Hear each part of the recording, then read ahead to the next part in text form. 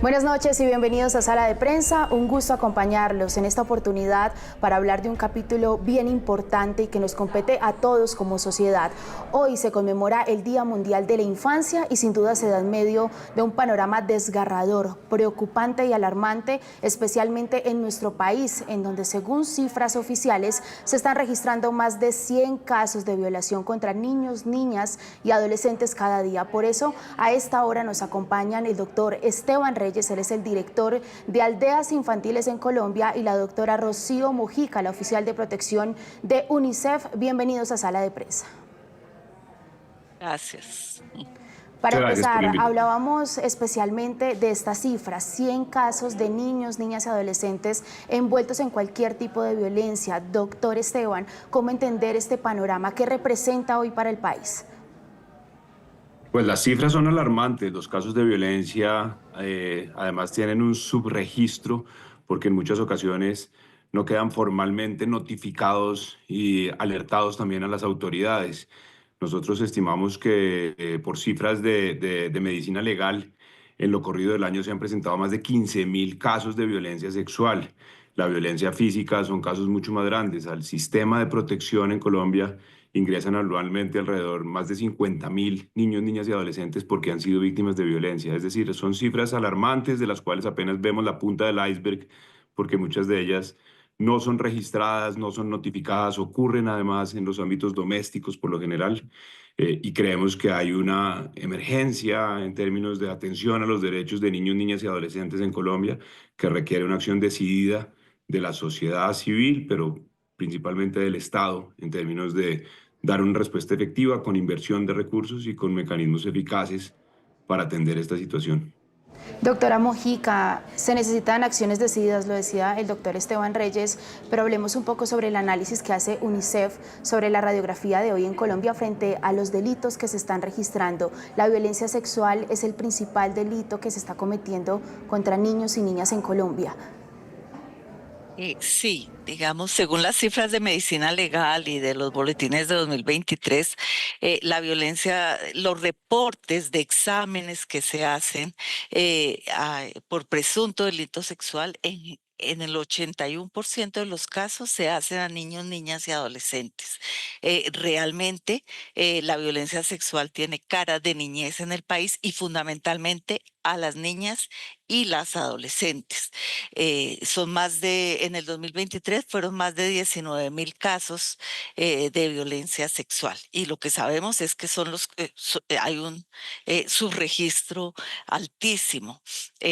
Pero también los otros tipos de violencia, la violencia física es un cotidiano. Y un poco tal vez lo importante de analizar es que a veces, digamos, reaccionamos frente a algunos casos emblemáticos que logran, digamos, ser cubiertos por la prensa, etcétera, pero la violencia es una cotidianidad de niños, niñas y adolescentes. Eh, por ejemplo, también según Medicina Legal en el 2023 hubo 607 homicidios y de esos 47 fueron a niños de 0 a 5 años, a niños y niñas. Entonces, digamos que eso quiere decir que casi hay un homicidio de un niño o una niña de 0 a 5 años cada semana en el país. Necesitamos eh, identificar las violencias, visibilizarlas y actuar, digamos, sostenidamente para prevenirlas. Doctora, ¿se estaría naturalizando, de acuerdo a lo que usted está mencionando, sobre los casos de homicidio que se están registrando, que cada día más de 100 niños son víctimas? ¿Qué está pasando en los hogares? Nosotros como sociedad, dentro de las familias, concebimos como natural algún tipo de violencia para corregir a estas generaciones. Sí, eso es parte del problema, que digamos justificamos como familias, como sociedades, justificamos algunos tipos de violencia y no las identificamos como violencia. Está claro que si nosotros identificamos el castigo físico, los tratos crueles, humillantes y degradantes como violencia, si empezamos desde la primera infancia a hacer una crianza respetuosa, amorosa y sin violencia, pues vamos a cortar cortar el continuo de violencias.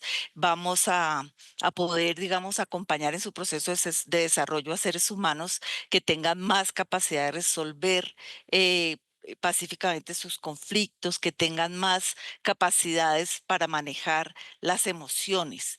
Y por ahí, digamos, debemos empezar. Es terrible que sea en la familia, en la escuela, en la comunidad, en los sitios donde más protegidos deben estar las niñas y los niños, en donde más se les violenta. Y eso es porque tenemos todavía arraigadas unas creencias, unas normas que toleran y justifican y perpetúan las violencias. Muchos de los homicidios de niños y niñas también están asociados a violencia contra la mujer.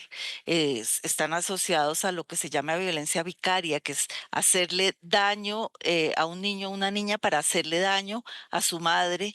Y es terrible porque ahí también tenemos un tema de estereotipos de género, de masculinidades tóxicas, mucho que trabajar en términos de aprender a relacionarnos de forma diferente unos con otros. Usted mencionaba algo muy importante sobre el papel de los medios de comunicación y voy a la pregunta de cómo se relaciona directamente el sistema judicial para poder penalizar estos hechos de asesinato. Veíamos hace tan solo un día el caso de Salomé en Jamundí, hoy el caso de Sara Camacho en Guamal, en el departamento del Meta. Doctor, desde Aldeas Infantiles han venido analizando cómo se mueve realmente el sistema judicial. ¿Condenar el hecho es suficiente hoy en Colombia? Condenar socialmente el hecho es necesario, pero por supuesto no es suficiente. Si no hay una respuesta efectiva de los sistemas de justicia, se genera una noción de impunidad que hace que los delincuentes cometan con mucha más facilidad este tipo de prácticas y que muchos además sean reiterados, porque las conductas de este estilo tienden a ser conductas reiteradas que si no se judicializan dejan a personas con comportamientos totalmente antisociales y perjudiciales para nuestros niños y nuestras niñas, los dejan libres para reiterar estas prácticas. ¿Qué pasa en Colombia? El sistema de justicia es incapaz de tener unos procesos expeditos y que lleguen a una buena resolución en términos de judicializar a los responsables. Los procesos por estadísticas de temas de violencia sexual contra niños y niñas suelen tener una duración de más de 7 años y unos niveles de impunidad de más del 94%. Con esas cifras de inefectividad de la justicia y de impunidad reinante, el incentivo está puesto para a que las personas que cometen este tipo de prácticas las sigan cometiendo. Creemos desde Aldeas Infantiles y lo hemos venido impulsando a nivel del país que deben existir unidades especializadas de investigación para este tipo de delitos. Se creó afortunadamente hace algunos años una unidad en la Fiscalía por medio de una ley que le exige a la Fiscalía tener una unidad especializada en este sentido. Sin embargo, ha sido toda una lucha para que efectivamente se implemente.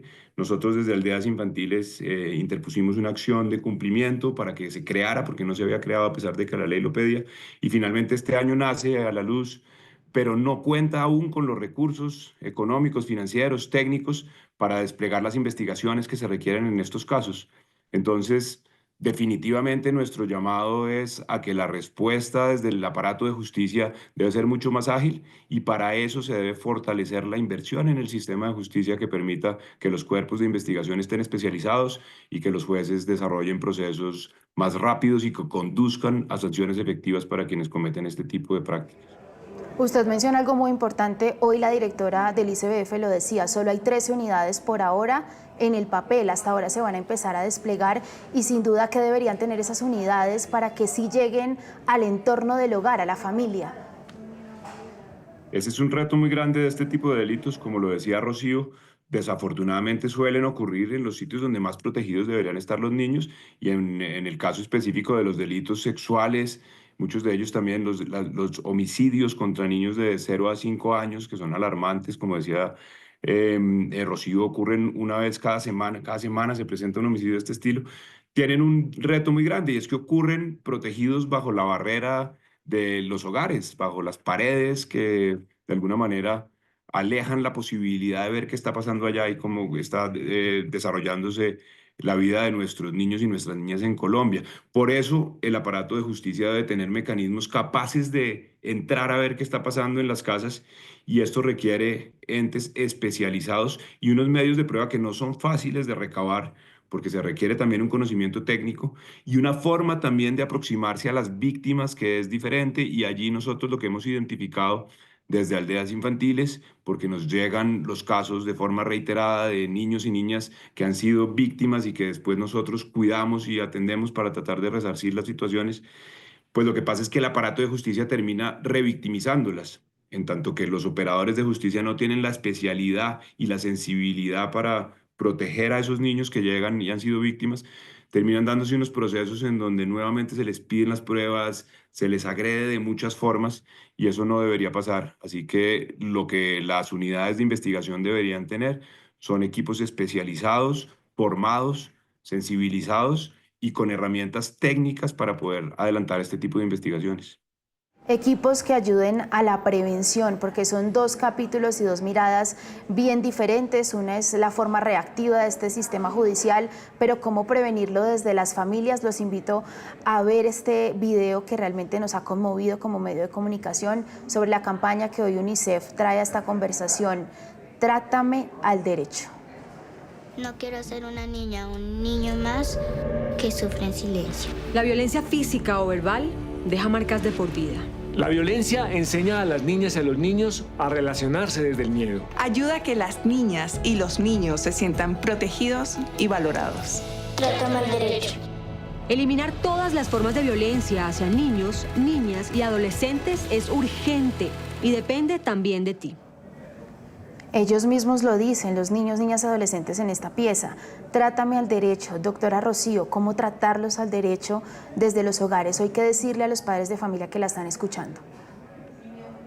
Lo primero es que tenemos que estar todos y todas convencidos que todo tipo de violencia es intolerable y comprometernos con relacionarnos desde una forma respetuosa y desde una forma armoniosa con los niños, niñas y adolescentes. Eso es lo primero, estar convencidos. Tenemos que transformar esas creencias que traemos de que, por ejemplo, la crianza tiene que, la disciplina no se puede formar si no es con violencia, que el golpe es necesario. Tenemos que transformar ese imaginario y también tener herramientas de cómo hacerlo diferente. En ese sentido se necesita mucho acompañamiento a las familias, fortalecimiento a las familias, fortalecimiento en la gestión de emociones y herramientas para poder acompañar adecuadamente a los niños, niños y adolescentes en su proceso de desarrollo. Estar convencidos que lo que queremos acompañarlos es en el ejercicio progresivo de su autonomía y de que son sujetos de derecho. Por eso un poco el nombre de la campaña es Trátame al derecho. Tienen unos derechos exigibles ante el Estado y tenemos que tratarlos como seres humanos iguales en dignidad. Y tanto para la prevención como para la respuesta en términos de presupuesto, en términos de fortalecimiento de sistemas de protección y de justicia, hay que recordar que nuestra Constitución dice que los derechos de los niños y niñas prevalecen sobre los derechos de los demás. Entonces, eso nos implica retos en términos de respuestas oportunas, pertinentes y ágiles. Y también que sepamos y que todos estemos convencidos que este no es un tema del ámbito de lo privado. La violencia contra la niñez y la adolescencia es un asunto público, es un atentado contra la dignidad humana.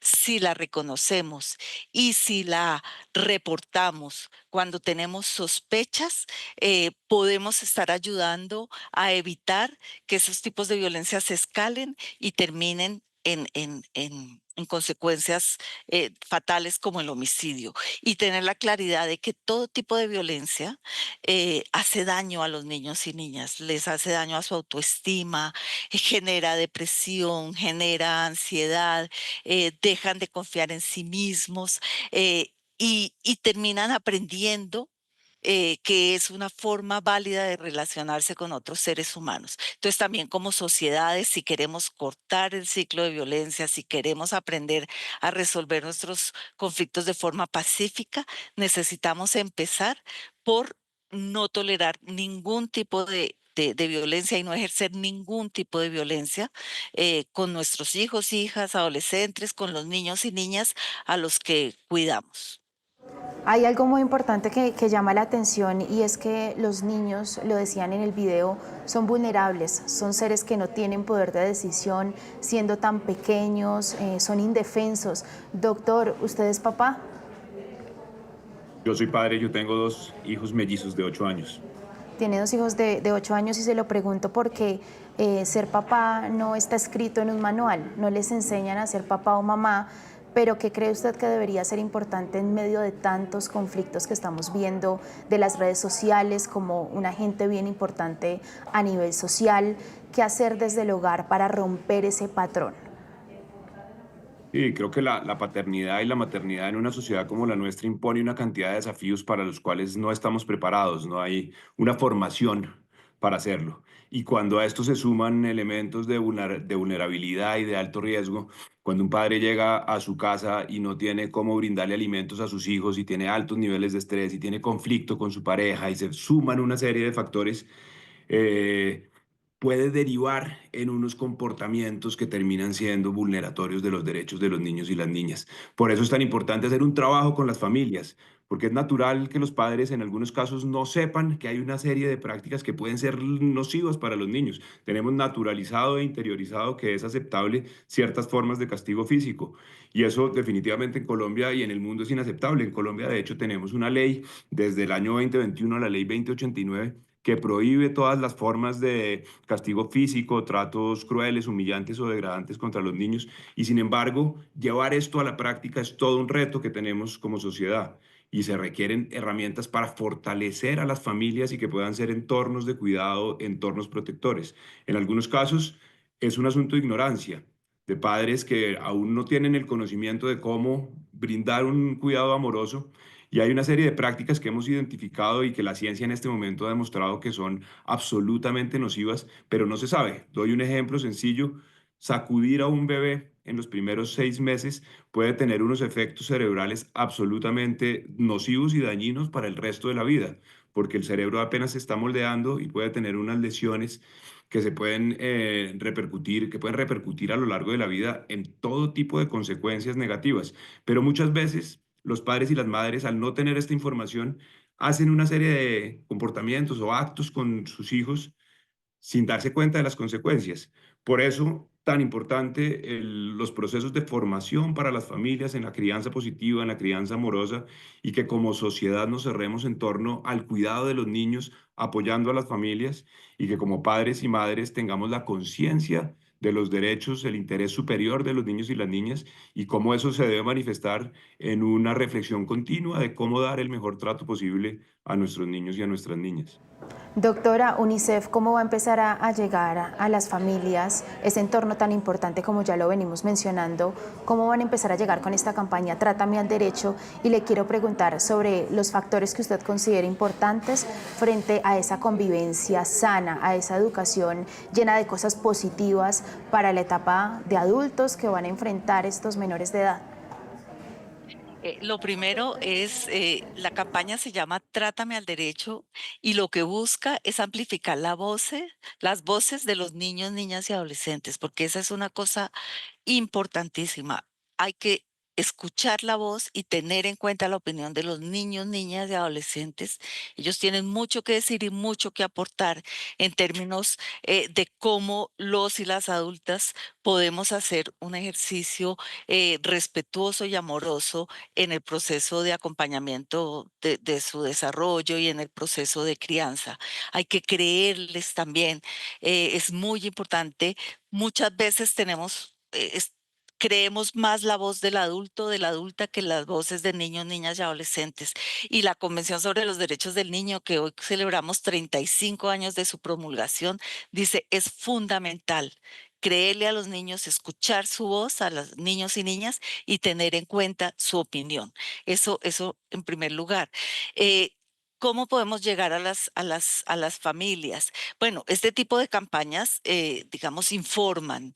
Hay una página web que está dando algunos insumos pedagógicos, materiales para personas que quieren empezar a hacerlo mejor cada día y eso ayuda. Pero una campaña no va a resolver y a cambiar los comportamientos. Hay que acompañar procesos comunitarios a mediano y largo plazo e ir haciendo estos ejercicios siempre muy también desde el respeto a las familias, a padres, madres, a cuidadores, para llegar a acuerdos y para avanzar realmente sostenidamente en un tema de una crianza sin violencia. Sí se puede hacer, hay proyectos de fortalecimiento, de acompañamiento a las familias, hay familias en situaciones de mayor fragilidad, vulnerabilidad, que deben tener un acompañamiento más enfocado, más específico.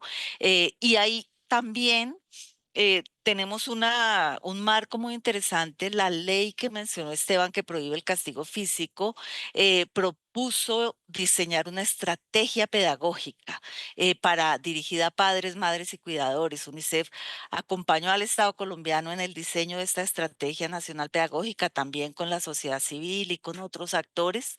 eh, y hay una estrategia planteada a 2030. Tenemos que implementarla y tenemos que estamos trabajando, tenemos ya desarrollados materiales, tenemos un curso que terminamos para trabajar, por ejemplo, con empresas privadas en alianza con el sector privado, tenemos un delantal de herramientas que trabajamos con ICFF y Consejería para la Reconciliación, para a partir del juego y de lo lúdico reflexionar con padres, madres y otras personas cuidadoras sobre la crianza que hacemos y la crianza que podemos hacer y mejorar, y cómo establecer límites sin ejercer ningún tipo de violencia. Entonces, hay muchas formas de trabajar, sin olvidar, y eso es importante, los Sí, otros tipos de violencia, porque por ejemplo la violencia sexual se requiere trabajarla de otra forma, también obviamente sí. combatiendo estereotipos, imaginarios, muchas cosas que nos hacen a veces inclusive no verla. Doctor, para terminar, ¿qué denunciar y cómo hacerlo? ¿Qué hechos podemos denunciar que representen una violación de los derechos de los niños y cómo lo podemos hacer? Pues lo primero es la sensibilizar frente a que toda forma de maltrato es inaceptable. Por supuesto, hay algunas que no deben escalarse inmediatamente a una denuncia pública ante las autoridades, pero sí a levantar la voz en beneficio de los derechos de los niños. Si uno percibe que alguien está dándole un tratamiento que no es el correcto a un niño, decirlo, es decir, levantar la voz, no como una denuncia formal, pero sí ante los cuidadores de las personas que lo están haciendo, porque estos hechos se pueden ir después escalando a formas de violencia que pueden terminar repercutiendo en hechos atroces como los que hemos visto recientemente. Pero ante la presencia e indicios de maltratos físicos severos, de cualquier indicio de abuso sexual frente a un menor, es un deber ciudadano alertar inmediatamente a las autoridades. Y aquí hay unas instancias que tienen, digamos, una ubicación privilegiada para ser quien pueda dar cuenta de esto, que son las instituciones educativas, que tienen el deber de alertar y generar las rutas de atención cada vez que identifiquen que un niño llega con un morado o que tiene síntomas de haber sido víctima de violencia también. Lo mismo en las instituciones médicas que inmediatamente tienen que activar estas rutas. Pero como ciudadanos, cuando percibimos que un menor está siendo víctima de una situación de estas, inmediatamente hay que alertar a las autoridades. Gracias a los dos por acompañarlos en este capítulo de Sala de Prensa. Muchas gracias. Precisamente en el último año, 2024, más de 40.000 niños, niñas y adolescentes ingresaron a restablecimiento de derechos en bienestar familiar por haber sido víctimas de algún tipo de violencia y rápidamente abuso sexual, falta de acudientes, violencia física, psicológica y abandono. Una radiografía que sin duda nos volca a todos como sociedad a denunciar y sobre todo a prevenir a través de la concientización. Esto fue Sala de Prensa. Feliz noche para todos.